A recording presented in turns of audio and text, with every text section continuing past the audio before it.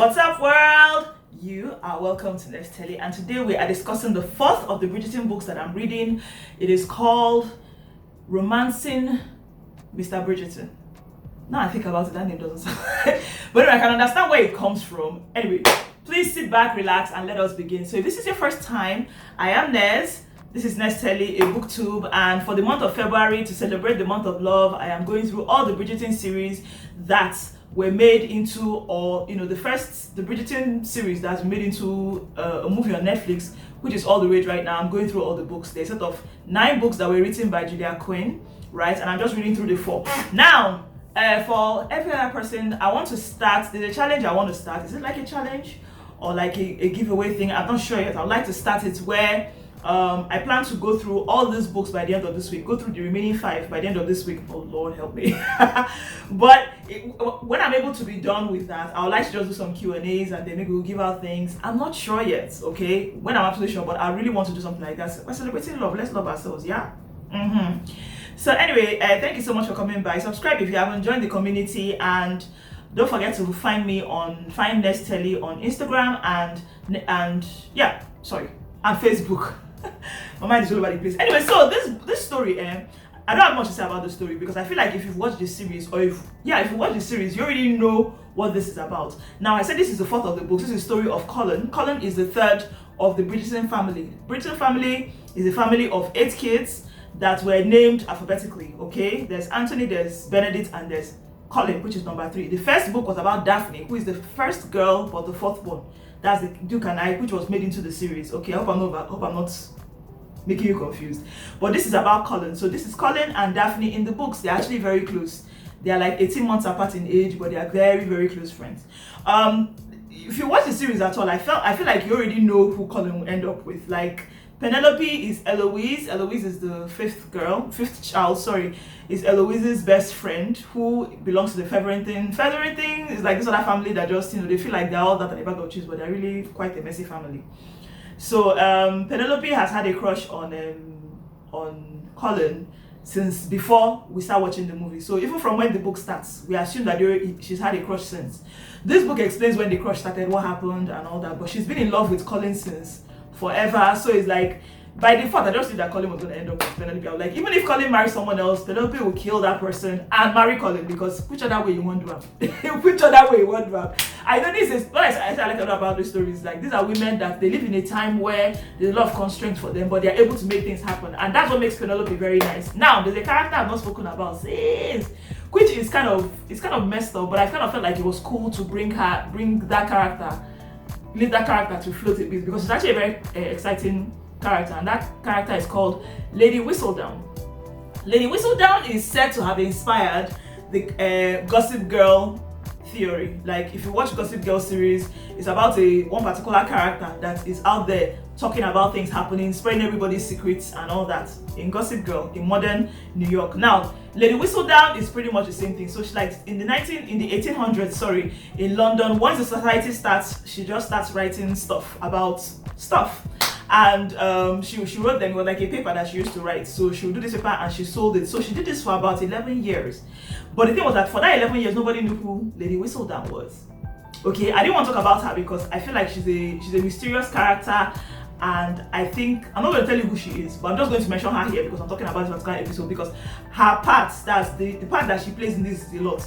So it's like, if something happened, I know back then things were considered scandal. If a man and a woman is found in some particular place called the Dark Walk, it's considered a scandal. The girl is ruined, her family is ruined, blah blah blah blah, those kind of things, those kind of stupid things. So all those kind of things, Lady Whistledown will be the one that will point it out. So she got a lot of people into trouble. She was snitching on people, she was calling names. Like, before then, I think a lot of all these gossip columns then they'll say Lord H, or so, like, you have to guess. This person was naming people's names to their fathers, to their government name, which was kind of funny. Now I'm thinking about it. But anyway, I'm mentioning this because I think that character is very important, because this is where, in this episode, Lady Whistledown series stops. I said she did this for 11 years, so at 11 years she stopped. So that's all you need to know about Lady Whistledown. So back to Penelope. I love Penelope. She's a very go-getting kind of girl.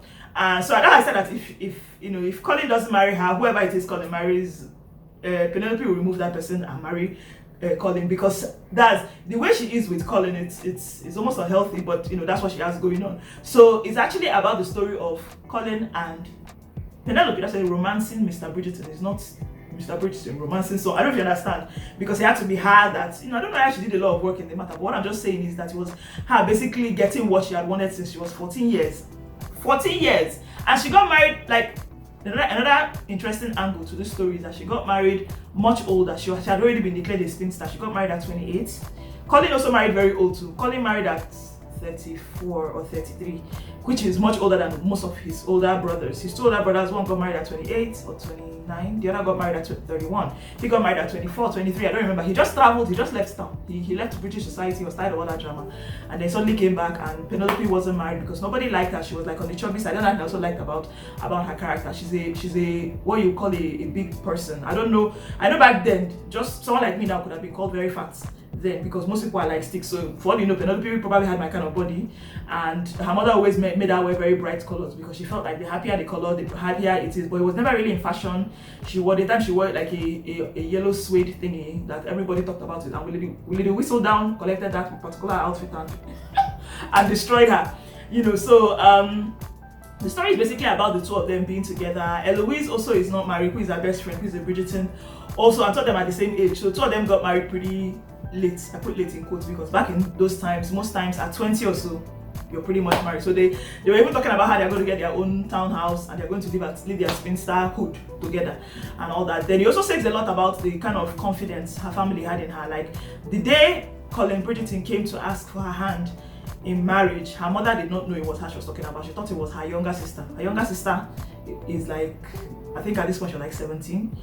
She just couldn't, as in, even after they pointed it to her, see, is this one I want to marry? She just couldn't understand that somebody would want to marry this person. That's very sad though. That's really, really sad. But a lot of the great things were like the closeness with the family and all that. But I don't know if there's anything really new and very different about this story, apart from the fact that in this case the lady is older. Is what's she's been declared a spinster. The Lady Whistledown story comes to an end now. Then what else? Then the whole, the family, whatever, the way they treated her because of her weight and the way she looked, they had already assumed that. And then the story of the wallflower, yes. I think it became apparent that this person, Mrs. Bridgerton, before she married Mr. Bridgerton, when she was, whatever her single name was, Violet, that's her name. So Violet was clearly a wallflower herself. She was somebody that wasn't seen a lot. But somehow, Mr. Bridgerton saved her by seeing her and deciding to marry her. So yeah, that's that story. So that's pretty much it. I think if I were to scale all of them, I still place Benedict's story at number 1. That's an offer from a gentleman. Then I'll put Anthony's one as number 2. Then I'll put Colin's one as number 3 before the Duke and I. But then we have 5 more to reach, and I would like to finish it before this week ends because there are several other books I really, really want to read in February. Like there are so many other books I'm finding now. I'm thinking, oh, this is such a good February book. So what that means is that we're going to read a lot of books this month. So help me God. Anyway, thank you so much for watching. I'd like you to leave a comment below. What do you think about the Bridgerton series? I'm finding more and more people that don't even like the series. They don't even see the point. They're like, like, what is so good about this thing? Why are people making so much noise about it? And I think it's interesting hearing it. So please let me a comment below what you think about it. Then if you read any of the books, let me know. And please don't forget to watch through the series. I'm going to create a, what's that thing called?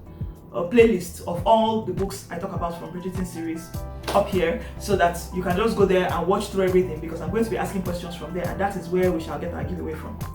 How's that? I'm making this up as I go. Anyway, thank you so much for watching. Enjoy your day. Bye.